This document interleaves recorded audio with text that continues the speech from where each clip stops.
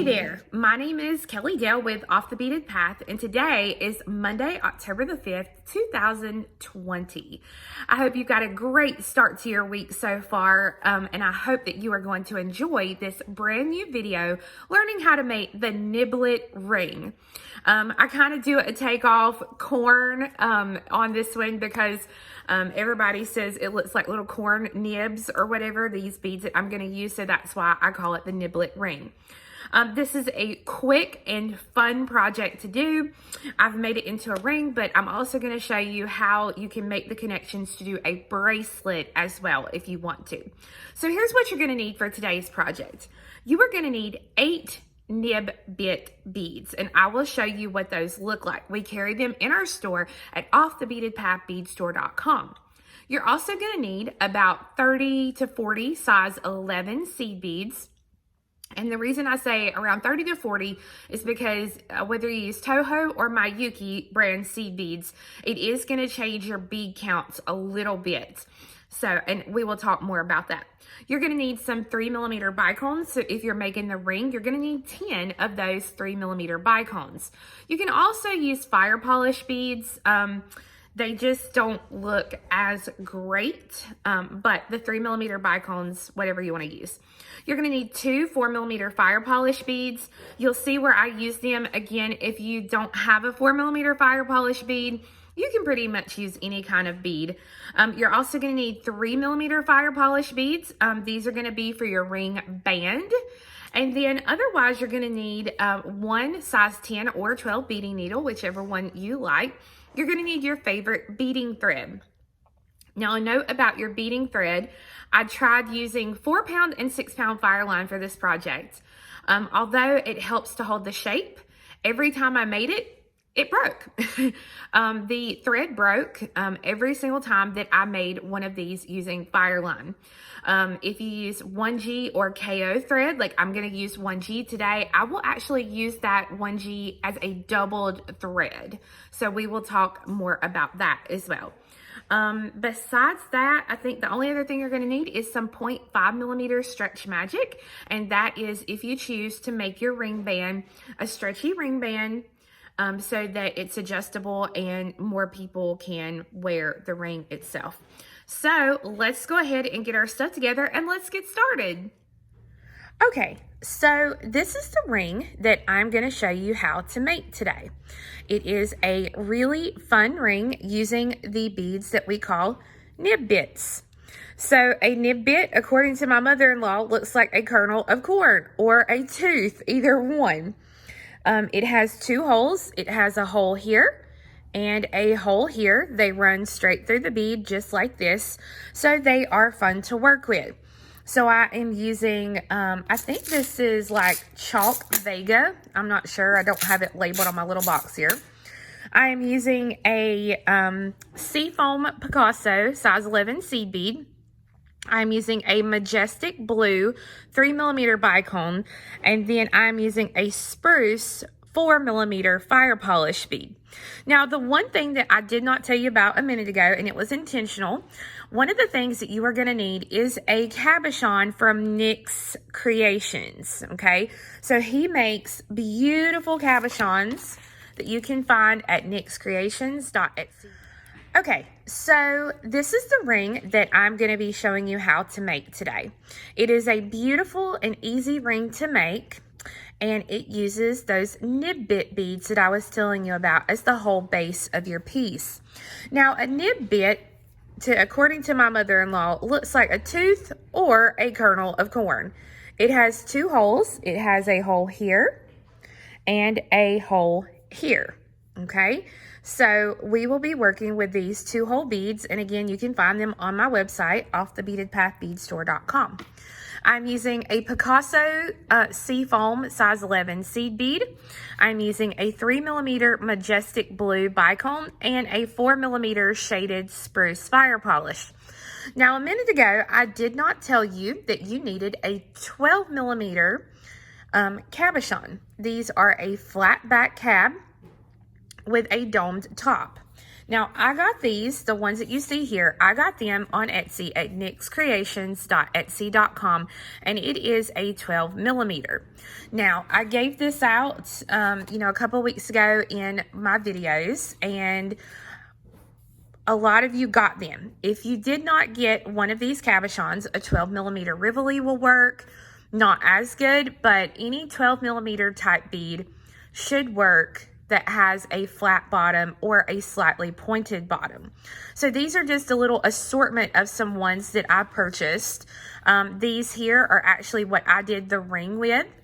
These here are what I'm working on a bracelet with. And then I also have these fun ones as well. So I have a nice little assortment here to play with. So again, you can find him at nixcreations.etsy.com. He is currently got his shop closed till the 20th of October, but he will be back open and you will be good to go. So we're going to get started on our project today. To make one component, you are going to need 8 nib bits. So I've got 2, 4, 6, and 8. 2, 4, 6, 8. Now, again, before I actually start, I'm going to double check the holes and make sure that all of my holes are punched through, so that way there'll be no surprises when I get around on the other side and I get ready to do the second row and all that good stuff. So I'll go ahead and I'm going to check these holes. Okay, I'll grab me a few 11s here. So I have my 1G thread that I'm using today. And remember, I'm going to double that thread. So I have about 1.5 yards, and I've just got the ends, kind of equal there. Not 100%, but that's okay. So I've just got it just like this for now. I'm going to be picking up these inside holes. So the thinner part of my nib bit. So I'm going to pick up an 11, a nib, an 11, a nib, an 11, a nib, an 11, and a nib.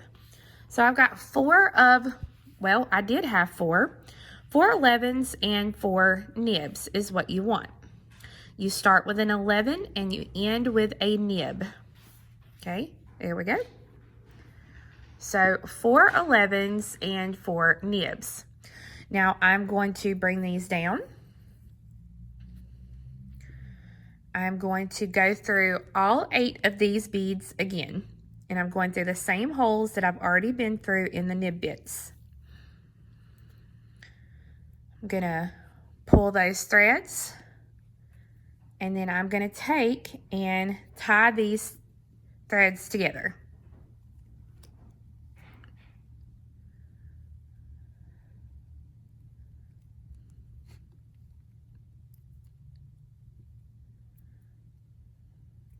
Okay.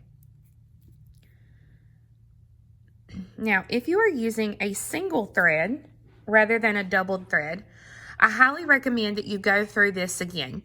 But because I'm using the doubled thread, it has 4 threads through it, so I'm happy. So now I'm going to go through the 11 and the lower hole of the nib right next to the knot. And then I'm going to step up. So to step up, I am simply going to take my needle and I'm going to come up through the top hole of the nib bit that I'm currently exiting, going back the other direction. Now, if you want to, you can go ahead and take a needle and thread it onto your shorter threads, and you can get rid of those threads so they will be out of your way. So I'm going to go ahead. I've got just a big eye needle here that I'm just going to stitch each one of these through a bead really quickly and get rid of those threads. So they're out of the way. I don't have to worry about them, and that part is done.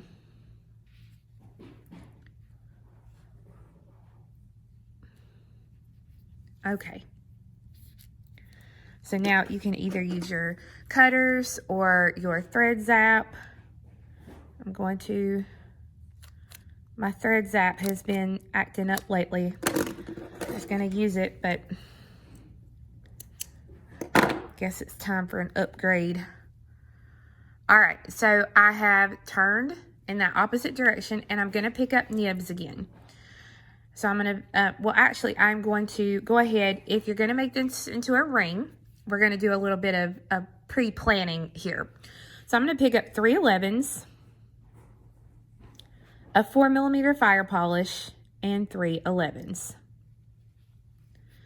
My thread is coming out to the left, so I'm going to take my needle and I'm going to come right back through that same bead again so that it makes a little circle of beads. Now I'm going to go ahead and I'm going to go through these beads again to reinforce them. And again, that's the great thing if you're using a doubled thread. You don't have to worry about doing too much reinforcement because at this point, now this has already got 4 threads through it. Okay, and then I'm going to go through that nib. So I'm just going to kind of bend it downward like this to kind of get it out of my way. And now I'm going to pick up a nib and go through the open hole of the next nib. Okay, and when you pull it, you really want that bead to kind of pop into place. So if you have an 11 that's right there at the hole, you may have to kind of push it down a little bit to get your nib to pop into place. So a nib and a nib.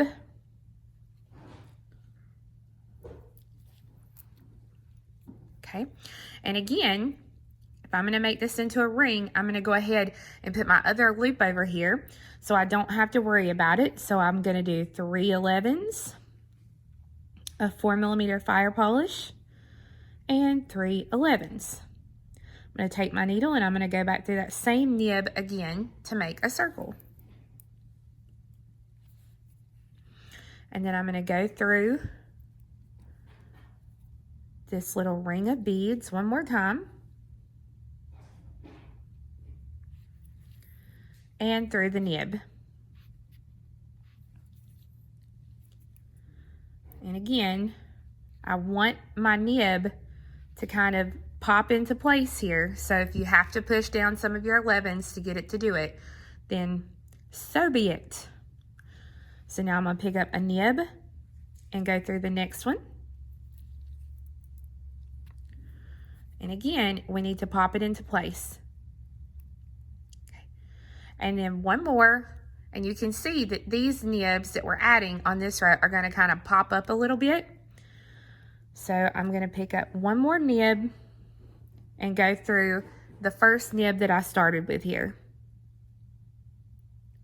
Okay, and if I go on through the second one, that's okay too. I'm going to pull it to pop it into place. And when you pull tight, this is what your piece will look like. Okay, so I've gone ahead and I've went through that next nib there. So I'm going to step up by going through the top hole of the same one that I'm coming out of. And you can see I'm going back through the hole here. Okay, I'm going to pick up a bicone, 2 11s, and a bicone. I'm going to take the needle and I'm going to come across to this next nib over here. And I'm going to go through the top hole of that nib.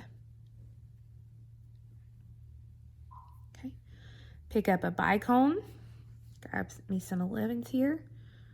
So 2 11s and a bicone. And I'm going to go through the next nib. And I'm going to continue around. A bicone, 2 11s, and a bicone. That one does not want to be picked up today. And then I'm going to do one more here. Let me figure out my thread situation. There we go.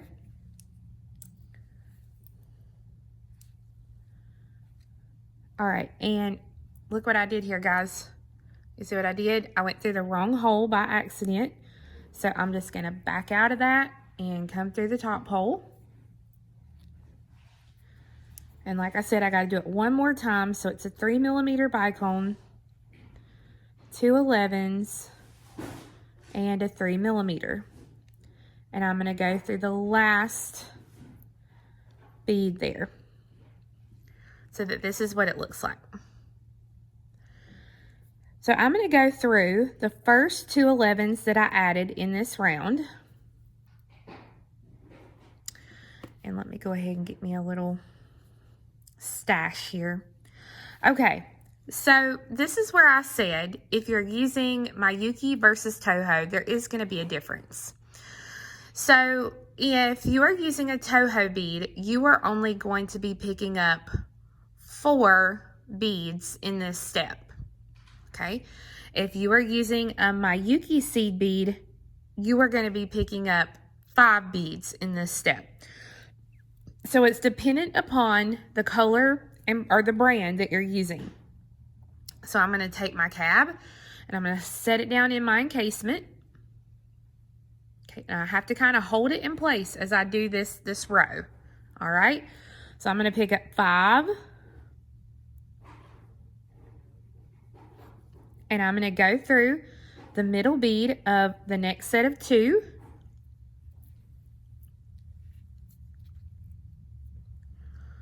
Okay, and I want to pull that thread tight.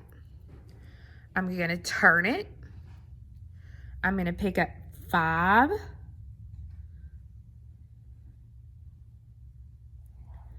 going to go through the next 2 11s.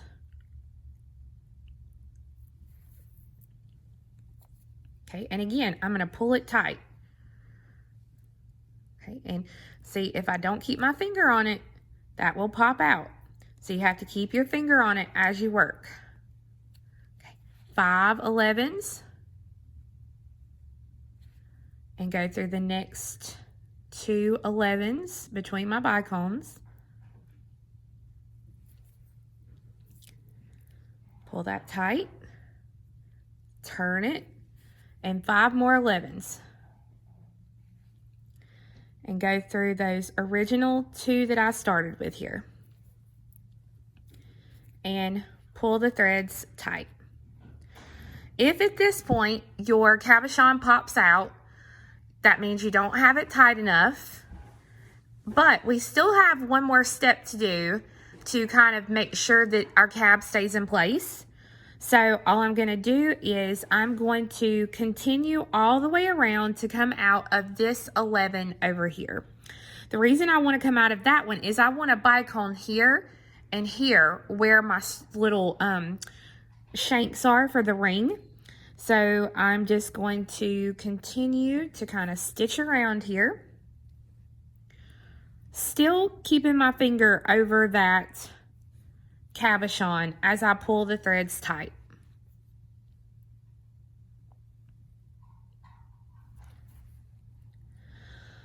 All right, now this is the step where every time I used Fireline, my thread broke.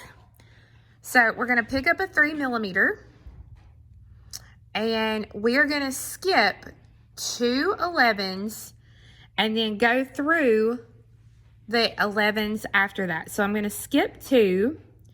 And then I'm just going to stick my needle through what I can kind of stick it through here. Now, when you pull this thread, don't pull it tight to start with. Learned a couple of things here as I've worked on it. This is what it's going to look like. Now, like I said, don't pull it tight on this specific step yet. We're going to put our next one in, and then when we go through it again to reinforce, then we will tighten it up, okay? We do not want our thread to break, and like I said, each time I did this with Fireline, it broke. It broke using a single piece of thread, so that's why I bumped up to the double. Again, I'm coming out over here. I'm going to skip these 2 kind of indented 11s, and then I'm going to go through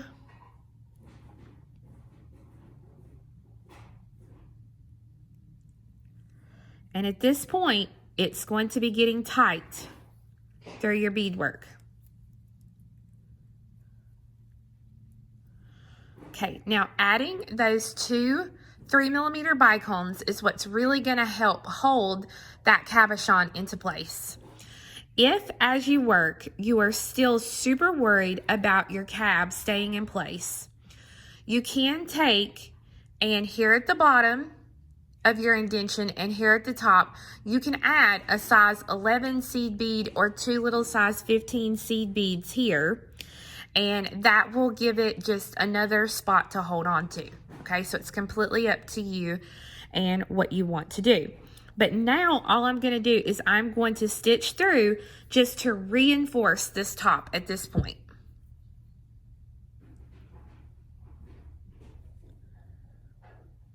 Okay. So I'm just stitching through, and then I'll go through the 3mm here.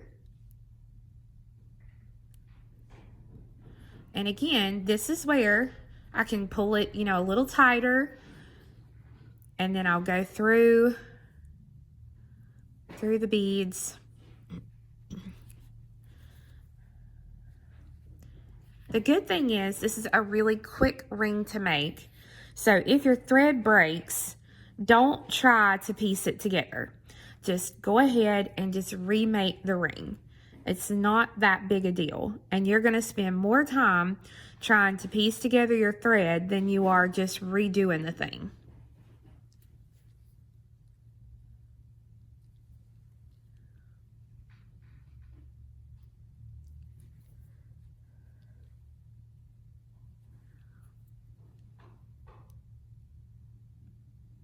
Okay, so now that I have reinforced, I'm going to try to get back up here. There we go. Like I said, it's going to be tight getting through at this point.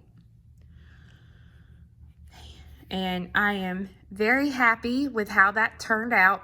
Now, here's the other thing you're going to need to know. Some of you, and this is a total tension thing, some of you, when you do it, your inside of your nibs on the back side of your ring are going to go inward. Some of you, your tension and the way you hold it is going to make it pop up, and that's okay. Either way, this ring will work, whether it's inward or it's popped up. Okay, so don't worry about, you know, oh my gosh, is it, you know, is it supposed to pop up? Because see, like this one is a little bit more flat.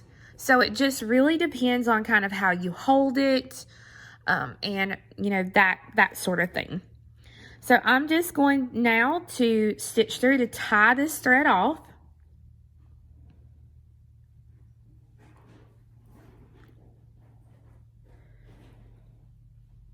Oh, Lord, this is going to be a beast to get through that one bead. Ah.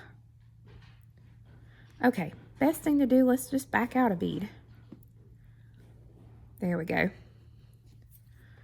Okay, back out of that one, and now let's see if I can get through both of them. There we go. Easier to get through both of them than one of them. Okay, so now I'll go down through the crystal, if I can. There we go. And then this is where I'll put me a little half hitch knot in between the crystal and that nib.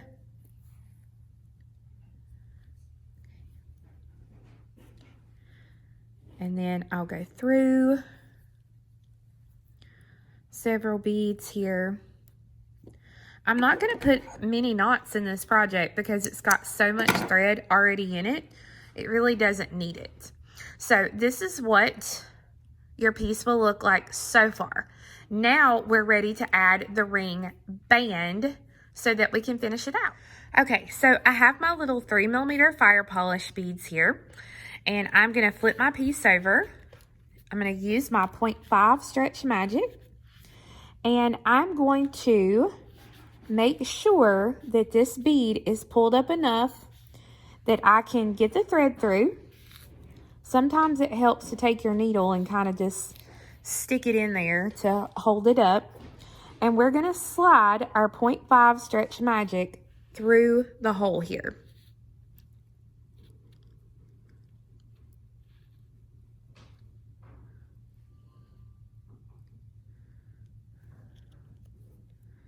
Okay, and mine is getting stuck on that size 11 seed bead. lift it up just a little here. There we go. Ha, okay. So I have that now, and I'm going to even up the sides so that it's just like this. Now we want to pick up 1 3mm onto each piece of thread. Now you'll notice I didn't have any 3mm when I made this first one that I liked that went with this, so I just used a size 8 seed bead. I don't like the size 8 seed bead because when you put it on, you really have to mess with the band and straighten the band up as you put it on, just because they don't hold the shape of the right angle weave boxes as well. So that's one thing you'll want to think about. So I've got my 3mm on each side. Now I'm going to take 1 3mm, and when I thread this one on, I'm going to pull it tight around my finger, just like this, and then I'm going to take the other thread and put it through to the other side. If I don't get it through, that's fine. Some of these have a little bit smaller hole. You just have to pull it a little tighter around your finger, or just use a different bead, completely up to you. I'm going to put these two ends together, and I'm going to pull the thread to kind of get this even. Okay, so now I have my first little right angle weave box. So now we're going to continue just picking up 1 3mm onto each thread. And then I'm going to pick up a 3mm. I'm going to put this around my finger and then go through the other way with the other thread. So when I pull it, now I have 2 little boxes. So I'm going to continue these little boxes until I get the length of the band that I need. So this one here, I have 1, 2, 3, 4, 5, 6, 7, 8, and then this one will make 9. So I'm going to make 8 boxes and then put a bead on each side before I show you how to finish. Okay, so now that I have my desired sizing and I have my 2 beads here on the end, I'm going to take one of the threads and I'm going to run it through the other 4mm at the other ring band or shank or whatever you want to call it. Now make sure that it doesn't twist, and then you're going to take these 2 pieces and you're going to tie them together, and when you do, make sure that your little 3mm here does not get caught up in the knot. Now I'm just going to kind of stick my finger in there to hold its spot, and then I'm going to put a couple of more knots in here. And remember, if this is where it's going to break, you want it to break here so that you can redo it. You don't want somebody to wear it. Like if you give this as a gift, you do not want somebody to put it on the first time and the thread break. So this is a really good time to pull tight because you want it to be secure. And so now all I'm going to do is I'm going to trim those threads. And now I have a beautiful new ring that is quick and easy to make. Now, I did want to show you because I bought several sets of these that had, 8 to 10. So I have started a bracelet here, and you will see when I flip it over, they're constructed exactly the same way that I did here. The only difference is instead of using 3 11s, I've used 2. And once I have made one, I made the first one here. You can see I've got my seed beads and I made the first little link. Now I tested out the 3 didn't work, so I dropped it down to 2. But I did this whole set. When I got ready to make this side, I added a normal link on one side and then I connected it here to the link that I already had. So you can see there kind of how it goes together for the bracelet, but the tops themselves are constructed exactly the same way. And like I said, even you're almost just connecting your ring shanks together to make the bracelet. So it's a lot of fun to do, and like I said, you can see it's really quick and easy. Now I did want to show you really quick what it looks like to do one with a Rivoli. So let me grab that sample.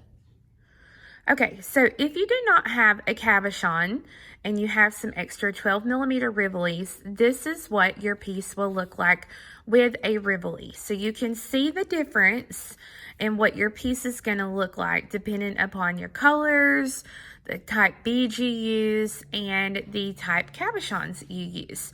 So it's a really, really fun project that you can do a ring or a bracelet. So guys, I hope you enjoyed learning how to make this Niblet ring. I do have the written pattern and materials for sale on my website at offthebeadedpathbeadstore.com. Don't forget, if you want one of the custom cabochons, you can get it at nixcreations.etsy.com, and you want the 12mm size. I think he should be back open around the 20th of October. Also, because I know people are going to ask, the earrings that I have on today are the feather earrings. You can get the pattern from the Peacock Bead Shop online. Again, that's the Peacock Bead Shop. And then the two bracelets I have on today, the top one is the Everybody's Hubbling bracelet. It's a pattern for sale on my website. And this is tubular herringbone stitch. Again, both of these are patterns on my website that can be found at offthebeadedpathbeadstore.com. Thank you so much for watching, and we'll see you again next time. Bye-bye.